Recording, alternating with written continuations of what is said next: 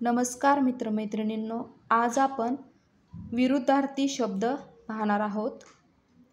आनंद, दुःख, वर, खाली, चूक, बरोबर, बंद, उघडे, आत, बाहेर, ऊन, सावली, कमी, जास्त, जगणे, मरणे, गोड, कडू, डावा, उजवा, लहान, मोठा, आधी, नंतर, उंच, बुटका, थंड, गरम, हार, जीत, खरे, खोटे, चांगले, वाईट, तरुण, म्हातारा, रुंद, अरुंद, मित्र, शत्रू.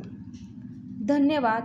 अशाच प्रकारच्या नवनवीन व्हिडिओसाठी समीक्षाज ब्लॉगला सबस्क्राईब करायला विसरू नका. धन्यवाद.